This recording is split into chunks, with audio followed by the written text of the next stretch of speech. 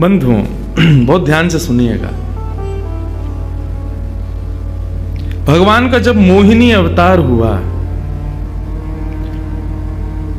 तो मोहिनी अवतार के उस स्वरूप के सौंदर्य पर 33 कोटि देवता न्योछावर हो गए। सबके मन में यह भाव आया, ये जो भी प्रकट हुई हैं ये किसी भी प्रकार से हमको हमारी गृहिणी के रूप में प्राप्त हो जाए। इतने सुंदर ठाकुर जी बनकर के आए। चंद्रमा भी पीछे पीछे चल रहे हैं, शंकर जी भी पीछे पीछे चल रहे हैं, ब्रह्मा जी भी पीछे पीछे दौड़ रहे हैं, वरुण आदि आदि जितने भी देव हैं सब मोहिनी पर ऐसे लट्टू हुए कि एक बार हमको देख भर ले, एक बार केवल हम पर दृष्टिपात कर दे, उसी मात्र से हमारा कल्याण हो जाना है। ऐसा ठाकुर जी का स्वरूप। परंतु उन 33 कोटि देवताओं में एक देव ऐसे हैं जिनका मोहिनी के प्रति ऐसा कोई दुर्भाव नहीं था, और वो देव थे सूर्य। सूर्य ने जब मोहिनी के सौंदर्य को देखा तो उनके मन में भाव आया, इतनी सुंदर, इतनी सुकुमारी, इतनी कोमल, इतनी मधुर। सबको तो लगे हमारी पत्नी बने, लेकिन सूर्य को लगे मेरी बेटी बन जाए, मुझे पुत्री रूप में प्राप्त हो जाए।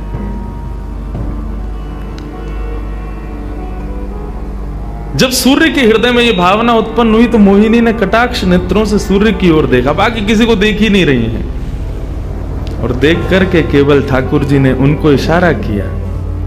बोले तो आपकी ऐसी इच्छा है? सूर्य बोले जी भगवान, मेरी बहुत अभिलाषा है कि आप पुत्री रूप में मेरे यहां पधारो। ठाकुर जी बोले इतना साधारण नहीं है हमको प्राप्त करना, पुत्र रूप में प्राप्त करना फिर भी साधारण होगा, लेकिन पुत्री भाव में ये तो असाधारण है, इसके लिए आपको तप करना पड़ेगा। सूर्य बोले मैं आज से ही तप करूंगा, लेकिन आप वचन दो मेरे यहां पधारोगे और इसी रूप में पधारोगे। मोहिनी ने कहा यदि मैं तुम्हारे भजन से प्रसन्न हुई, यदि तुम्हारी भक्ति में, तुम्हारे प्रेम में प्रबलता हुई, मोहिनी 33 कोटि देवताओं को मोहित करती है, लेकिन तुम्हारे भजन के प्रभाव से मैं जब तुम्हारे यहां अवतरित होंगी तो मोहिनी को भी मोहित करने वाला रूप धारण करके आऊंगी। मोहिनी जिसने तीनों लोकों को अपने रूप पर न्योछावर कर दिया, वो मोहिनी भी जिस रूप को देख करके मोहित हो जाए, वो रूप आएगा आपके यहां पर। वही सूर्य वृषभानु जी के रूप में प्रकट हुए हैं, और जब वृषभानु जी के रूप में प्रकट हुए, उससे पहले एक राजा के रूप में भी आए थे, तब भी इन्होंने तपस्या की थी, लेकिन ठाकुर जी नहीं पधारे। जब वृषभानु के रूप में प्रकट हुए तो इन्होंने ठाकुर जी का यजन करना बंद कर दिया, ब्रह्मा जी का यजन प्रारंभ किया। ब्रह्मा जी से प्रार्थना की। ब्रह्मा जी प्रकट हुए, बोले क्या वरदान चाहिए? बोले वरदान आपसे नहीं चाहिए, वरदान हमको किसी ने कहा था कि वे हमारे यहाँ पुत्री रूप धारण करके आएंगे, मुझे लग रहा वो कहीं भूल नहीं गए हो, इसलिए ब्रह्मा जी आप बहुत करीब हो ठाकुर जी के, आप उनको जाकर के संकेत करो कि कोई आश में बैठा उनकी में। जब से मोहिनी स्वरूप देखा तब से हम पागल हुए फिर रहे हैं। 33 कोटि देवताओं के मन में यही आता है कब प्रकट होंगी दोबारा। कृपा करो, आप प्रार्थना करो कि वो पधारें। ब्रह्मा जी बोले आपके भजन में इतनी सामर्थ्य है कि ठाकुर जी मना नहीं कर सकते। बोले तो फिर मुझे विश्वास के लिए कुछ तो कह करके जाओ। ब्रह्मा जी बोले मेरी जिम्मेवारी बन जाए, इसलिए चलो इस पर्वत के रूप में मैं विराज जाता हूं। और बरसाना पर्वत के रूप में श्री ब्रह्मा जी विराज गए। ठाकुर जी आएंगे, मैं जिम्मेवारी लेता हूं, इसलिए मैं ही पर्वत बन के बैठा हूं। ब्रह्मा जी ने जाकर के प्रार्थना की। ठाकुर जी बोले मैं तो सच में ही भूल गया था कि मुझे जाना है। बोले भगवान वो बहुत प्रतीक्षा कर रहे हैं आपकी। वृषभानु जी का भजन कैसा बताया। वृषभानु जी की एक ही इच्छा है कि मेरे पास जो पुत्री रूप ठाकुर जी का आवे, ठाकुर जी मोहिनी बनकर के आए तो 33 कोटि देवताओं के हृदय में ठाकुर जी के प्रति वात्सल्य भाव प्रकट नहीं हुआ, प्रेम भाव प्रकट नहीं हुआ, कुछ और ही भाव था उन देवताओं का। वृषभानु जी कह रहे हैं कि मैं ऐसी पुत्री पाना चाहता हूं जिसको देख करके काम नष्ट हो जाए, काम का भी मर्दन हो जाए, सामने वाले के हृदय में एक दिव्य प्रेम प्रकट हो, निष्काम प्रेम, अनकंडीशनल लव किसे कहते हैं, इसका प्रसाद पूरी दुनिया को देने वाली ऐसी पुत्री मेरे घर पधारे। स्वार्थ सिद्ध प्रेम सब करना जानते हैं, लेकिन निस्वार्थ प्रेम किसे कहते हैं, वो ठाकुर जी का वो शक्ति स्वरूप ही सबको बता सकता है। ब्रह्मा जी की प्रार्थना हुई ठाकुर जी से। ठाकुर जी अपने वैकुंठ में विचरण कर रहे हैं, विचार कर रहे हैं कैसे करूं, नंद यशोदा के यहां भी जाना है, देवकी वसुदेव के यहां भी पुत्र बनना है, पहले से ही 4 मम्मी पापा हैं हमारे, अब ये 2 मम्मी पापा और कैसे बनाऊं, 6 माता पिता। तब ठाकुर जी विचरण कर रहे थे, तभी एक खंभ में मणि, उस मणि में ठाकुर जी ने अपना प्रतिबिंब देखा। ठाकुर जी अपना प्रतिबिंब नहीं देखते, क्यों?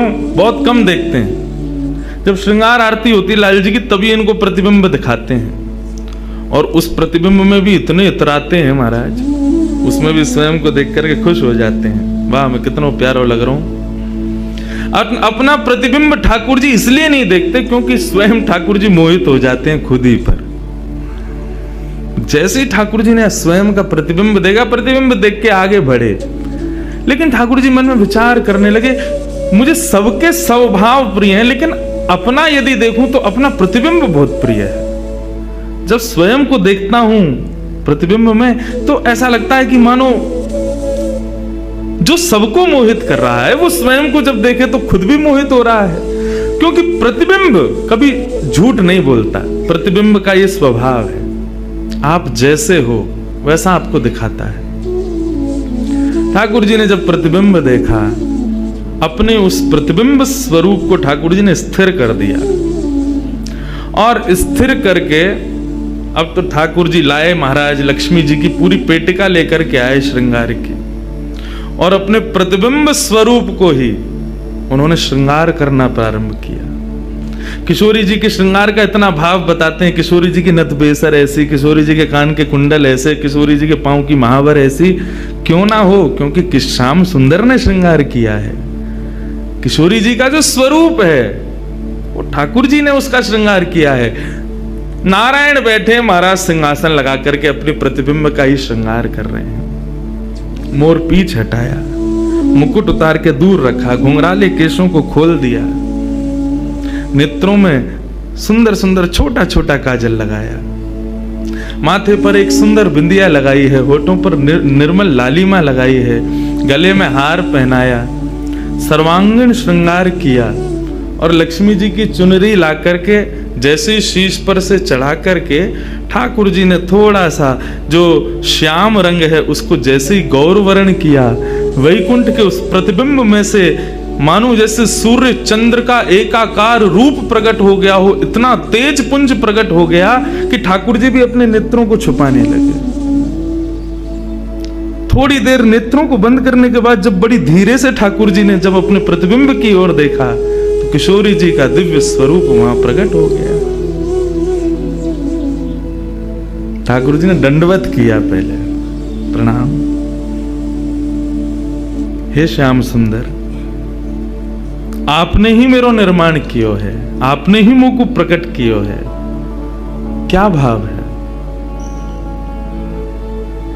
ठाकुर जी बोले कोई भाव नहीं है, केवल मोहिनी भाव से 33 कोटि देवता मोहित हुए थे, लेकिन मैं मोहित नहीं हो पाया था, इसलिए तब से मैं भी तड़प रहा था कि मुझे भी कोई मोहित करे, उस मोहिनी को भी मोहित कोई करे।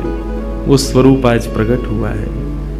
धर्म की स्थापना हुई, ज्ञान की स्थापना हुई, भक्ति की स्थापना हुई, वैराग्य की स्थापना हुई, लेकिन अंततो गत्वा संसार का सार जो प्रेम है उसकी स्थापना नहीं हुई है। उसके लिए आपका अवतार धारण करना अति आवश्यक है। आप मेरी शक्ति हैं, आप मेरी आत्मा हैं।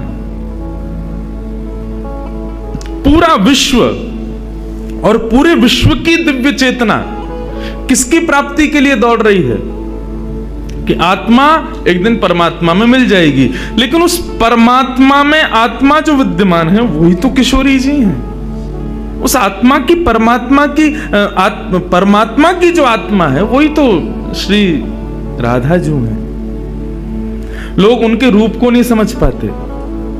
आजकल के यंगस्टर्स, आजकल के युवा उनको बहुत विचित्र रूप में दर्शन करते हैं कि कृष्ण राधा कौन है, बोले कि they are just like some love words.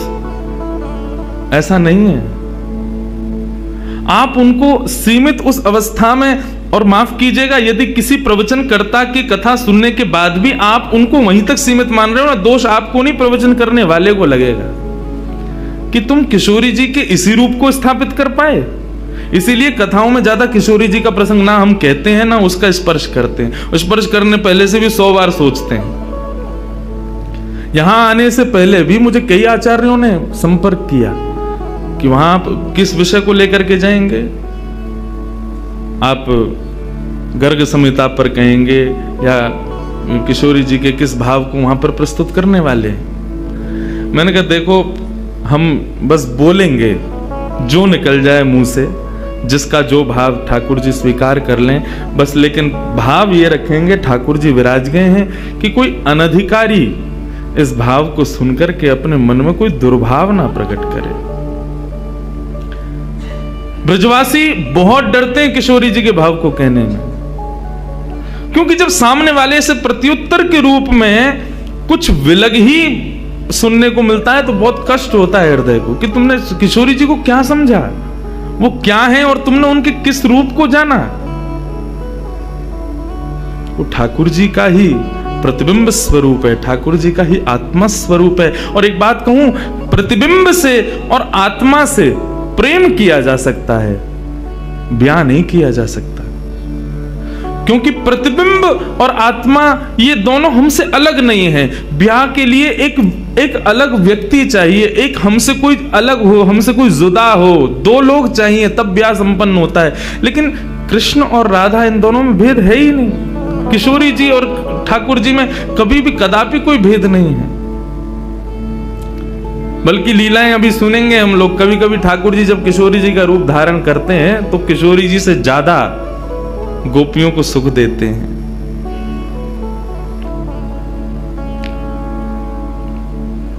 ऐसा भाव किशोरी जी से प्रार्थना की ठाकुर जी ने कि आप पधारो और प्रेम की स्थापना के लिए आप भूमंडल पर सूर्य के ही अवतार वृषभानु जी के यहां पर आप अवतरित हो। तब किशोरी जी ठाकुर जी की बात मान करके और वृषभानु और कीर्ति के यहां पर अवतरित होती हैं। किशोरी जी का जब अवतार हुआ, जब अवतरण हुआ, कब हुआ? सुबह के 4:40 पर। ठाकुर जी के जितने भी अवतार हुए या तो दिन में 12 बजे हुए या रात में 12 बजे हुए, लेकिन किशोरी जी का अवतरण भोर में ब्रह्म मुहूर्त में सुबह 4:40 पर हुआ। क्यों? बोले राम कृष्ण आदि जितने भी ठाकुर जी के अवतार हैं राक्षसों के वध के लिए आते हैं, तो या तो सूर्य की तेज ताप में उनका जन्म होता है, मानो वे प्रकाश स्वरूप हैं ऐसा भाव बताते हैं, या रात्रि में 12 बजे होते हैं वो इसलिए होते हैं, वो मानो ऐसा भाव रखते हैं कि चंद्रमा अंधेरे को दूर करता है, वो ज्ञान का प्रकाश है, वो ज्ञान है, उससे अंधेरा दूर होता है। तो ठाकुर जी रात्रि प्रकट होकर के ऐसा भाव रखते हैं कि काले निशा, काला ज्ञान जितना भी है धरती पर, उसको दूर करने के लिए हम पधारे हैं। लेकिन किशोरी जी का जो अवतरण है वो 4:40 ब्रह्म मुहूर्त में होता है। उसका क्या भाव है? बोले 4:40 ब्रह्म मुहूर्त के बाद सूर्य प्रकट होना प्रारंभ होते हैं। मतलब सारे मंगल कार्य ब्रह्म मुहूर्त में होते हैं। चिड़ियाओं का चहकना, कई पुष्पों का प्रकट हो जाना, मानव के मस्तिष्क में आज मुझे क्या करना है, वो दिव्य चेतना का प्रादुर्भाव होना, ये सब कुछ सुबह ब्रह्म मुहूर्त से प्रारंभ होता है। और सबसे बड़ी बात, सूर्य प्रकट होते हैं, धीरे धीरे धीरे धीरे अंधेरे को दूर करते हैं और धीरे धीरे धीरे गतिमान होते हैं 12 बजे तक। तो किशोरी जी का प्रादुर्भाव ब्रह्म मुहूर्त में हुआ, इसका ऐसा भाव बताते हैं कि मानो वो प्रेम जिस प्रकार प्रादुर्भाव से लेकर के और आगे के गंतव्य तक नित्य प्रति बढ़ता रहे, उसका वर्धन हो, वर्धन करने के भाव से किशोरी जी ब्रह्म मुहूर्त में पधारी। क्योंकि वर्धन होना ही एक नवीन दिन का ब्रह्म मुहूर्त से प्रारंभ होता है। ऐसे ही प्रेम का वर्धन, भक्ति का वर्धन, भाव का वर्धन, उन सब का वर्धन करने का प्रतीक है किशोरी जी, इसलिए ब्रह्म मुहूर्त में जन्मी है। किशोरी जी का प्रादुर्भाव हुआ, पूरे बरसाना में आनंद उत्सव मनाया गया, सब नाच रहे हैं, गा रहे हैं, आनंद मना रहे हैं। नंद बाबा भी आए, यशोदा जी भी आई हैं, उन्होंने भी आकर के वृषभानु जी को बधाई दी है। सब कुछ हुआ, लेकिन किशोरी जी के प्रादुर्भाव में एक वैचित्र था। क्या? दिन बीत गए 8, लेकिन किशोरी जी ने अभी तक नेत्र नहीं खोले।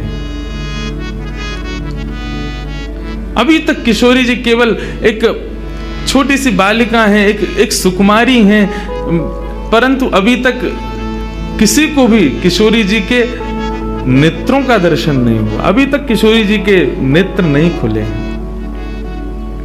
इस बात से कभी कभी चिंतित हो जाते हैं वृषभानु जी और कीर्ति कि हमारी लाली है तो गई है, लेकिन पता ना क्यों अपने नेत्रन को नहीं खोल रही है। कभी कोई संत आ जाए, कोई वैष्णव आ जाए, कोई ब्राह्मण आ जाए, तो उनसे निवेदन करते हैं कि हमारी लाली नेत्र नहीं खोल रही। तब देवताओं ने नारद जी को भेजा, आप जाओ और जाकर के वृषभानु जी के इस मन के भाव को पूर्ण करके आओ, किशोरी जी के सुंदर नेत्रों का दर्शन उनको कराओ। तब श्री नारद जी महाराज का आगमन हुआ। नारद जी जैसे ही आए तो वृषभानु जी ने नारद जी को देखते ही सबसे पहले अपने पुत्र को बिठा दिया। श्री दामा से मिलो, हमारा अब लाला है। नारद जी उससे मिले, उसका सब देखने लगे। नारद जी मन में विचार कर रहे हैं कि उनसे कब मिलवाएंगे, किशोरी जी का दर्शन कब होगा। 2-3 दिन तक नारद जी विचरण करते रहे बरसाने में। वृषभानु जी का मन तो होता है कि मैं इनसे कुछ कहूं, कुछ पूछूं, थोड़ा किशोरी जी के बारे में, अपनी लाली के बारे में न कुछ जानूं, लेकिन अभी वो भाव प्रकट नहीं हो रहा है।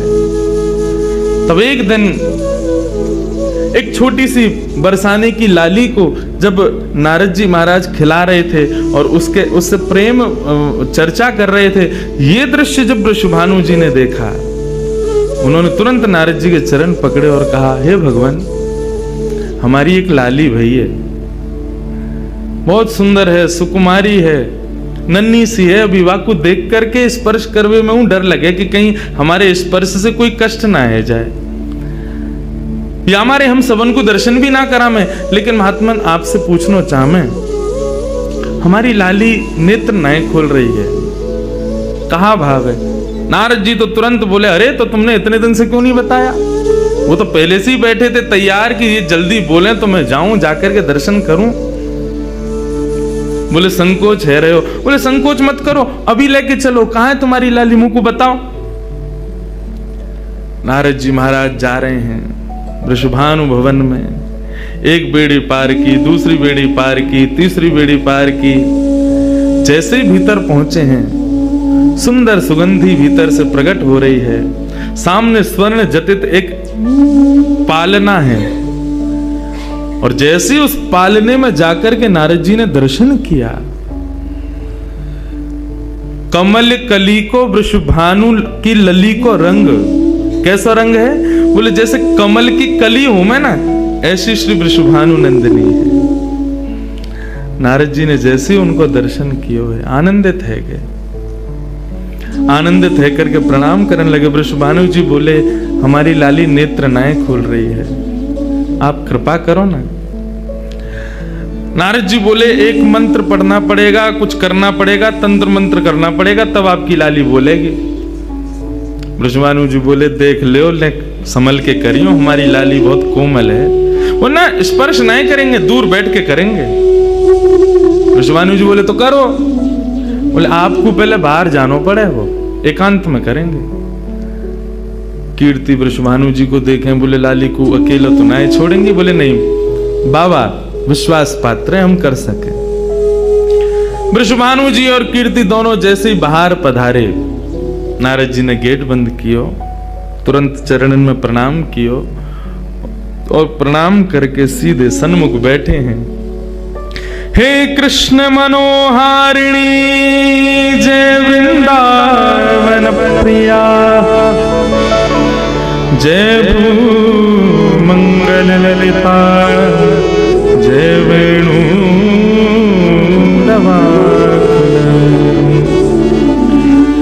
जय कृष्ण मनोहारिणी जय वृंदावन प्रिया, जय भूमंगल ललिता, जय वेणु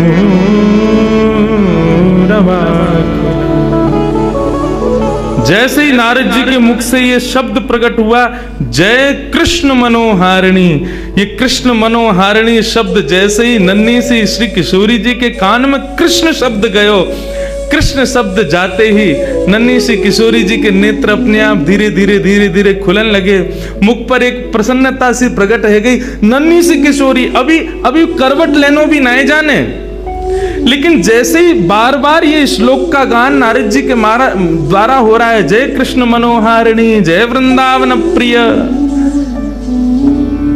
इसको सुनकर के किशोरी जी जो अभी करवट लेनो भी ना जाने, वो अपने पालना को पकड़ करके अपने पालना से उछक करके वहीं से झांक करके श्री नारद जी को देख रही हैं। और नारद जी ने जैसे किशोरी जी के रूप को देखो है, सुंदर मृगनयनी किशोरी जी आज नारद जी को देख रही है। मुख में अभी दांत ना है, बिना दांतन के किशोरी जी के मुखमंडल की प्रसन्नता देख करके नारद जी आनंद विभोर हो गए। नारद जी बोले, आपको ये कीर्तन भायो, आपको ये कीर्तन प्रिय लगो? किशोरी जी के मुख से केवल किलकारी निकल रही है। नारद जी ने उठाई अपनी वीणा करताल और जय कृष्ण मनोहारिणी जय वृंदावन प्रिय, और इसी का कीर्तन करते हुए वहां नाचने लगे, नृत्य करने लगे, चारों ओर घूम रहे हैं। बीच में पालने में श्री किशोरी जी बैठ करके और करताल बजा रही हैं और करताल बजा करके आनंदित हो रही हैं। वृषभानु जी बाहर खड़े, बोले कि भीतर तो कीर्तन चल रहा है, करताल की आवाज आ रही है, वीणा बज रही है। तभी उनने कान लगा करके सुनो तो नारद जी गा रहे, जय कृष्ण मनोहारिणी जय वृंदावन प्रिय, जय भ्रू मंगल ललिता, जय वेणु रवाकुल। वृषभानु जी ने ये स्वर सुन लिया, लेकिन जैसे ही थोड़े से गए हैं और खिड़की में जाकर के भीतर झांक करके देखा, अद्भुत दृश्य। नन्ही सी किशोरी, ज्यादा से ज्यादा 8 दिन की होंगी, 10 दिन की होंगी, अपने पालना में पौड़ करके स्वयं को झुला रही हैं, करताल बजा रही हैं। चारों तरफ नारद जी वीणा बजा करके, करताल बजा करके आनंद से किशोरी जी को मुखोल्लास कर रहे हैं। ये दृश्य देख करके श्री वृषभानु जी को एक बार तो मूर्छा आ गई, मैं वास्तव में 8 दिन की बालिका को देख रहा हूं। उन्होंने कीर्ति को कुछ नहीं बताया। नारद जी महाराज ने प्रणाम किया, तब किशोरी जी की सहचरियां प्रकट हुई और कहा कि हे नारद, आपने हमारी किशोरी जी को बहुत सुख प्रदान किया है। जब कभी भी आपको ऐसा दर्शन करना हो तो हम आपको कुछ स्थान बता रहे हैं। गोवर्धन, श्री यमुना पुलिन और ब्रज कुंज, इन 3 स्थानों पर आप जब कभी भी हमारी किशोरी को स्मरण करके यही कीर्तन को गान करोगे, किशोरी जी को यही स्वरूप आपको दिखे। ये हमारा वरदान है आपको, क्योंकि हम आपने, किशोरी जी कृपामयी तो हैं। लाल जी 10 बार विचार करेंगे कृपा करवे में, किशोरी जी विचार थोड़ी करें, वो तो तुरंत करुणा करें। नारद जी जाओ, जब कभी भी लाडली को दर्शन करना हो यही भाव से कर लियो। नारद जी महाराज के नेत्र सजल है गए, किशोरी जी के चरणन में बारंबार प्रणाम कियो और प्रणतिपात करते हुए वहां से प्रस्थान कर गए। किशोरी जी फिर से नेत्र बंद करके अपने पालना में पौड़ गई। कीर्ति जी बोली, बाबा आयो टोना टोटका करके गयो, तब वो हमारी लाली के नेत्र तो खुले नहीं। कीर्ति जी गोद में लेकर के सुला रही है, नेक नेक थोड़ी सी संकुचित है करके रुदन करना प्रारंभ कियो। सो इतने में वृषभानु जी आए और वृषभानु जी बोले, नेक दियो लाली को, और किशोरी जी को गोद में लेकर के वृषभानु जी बोले, हे कृष्ण मनोहारिणी। जैसे ही बोले तुरंत किशोरी जी के नेत्र फिर से खुल गए, फिर से अपने किलकारी भर करके कीर्तन में करताल बजाने लगी, आनंद विभोर हो गई। अब तो जैसे ही ये भाव देखो, वृषभानु जी ने कीर्ति को सुनायो, कीर्ति भी वही गा रही है, पूरा बरसानो आकर के श्री कृष्ण कीर्तन करने लगो, और बीच में मध्य में बैठ करके किशोरी जी अपने करताल बजा रही हैं, किलकिल करके हंस रही हैं, इतनी आनंद विभोर रह रही हैं। तब सबन को ये भेद पतो चलो, कहा कि ये श्री कृष्ण की आत्मा है, ये उनसे विलग नहीं है, वे ही आपको सर्वस्व है। निश्चित ही पूर्व में ही ऐसी कथाएं आती हैं कि नंद बाबा वृषभानु जी ने पहले ही कह दी कि भैया हमारे अगर बालक भयो तो हम ब्याह कर देंगे, संबंध बनाएंगे। और आज वही भाव उन सबको वहां दिख रहा था। हे कृष्ण मनोहारिणी, यदि नित्य कोई श्री किशोरी जी का स्मरण करे और जब भी किशोरी जी के दर्शन करे, किशोरी जी के सन्मुख बैठे, इस भाव को कहे, हे कृष्ण मनोहारिणी, हे कृष्ण के मन का हरण करने वाली, या हे कृष्ण जय कृष्ण, कृष्ण ने जिनके मन का हरण किया, दोनों भाव हैं इसके। जो कृष्ण के मन का हरण करे या जिसने कृष्ण के मन का हरण किया है, ऐसी श्री किशोरी जी आज भी प्रसन्न होती हैं इस कीर्तन को सुनकर के। ऐसी हमारी ब्रज की शोभा, ब्रज की भूपा, ब्रज की अधिष्ठात्री, ब्रज की रानी श्री किशोरी जी को या प्रकार से प्रादुर्भाव है, या प्रकार से श्री किशोरी जी या धराधाम पर पधारी।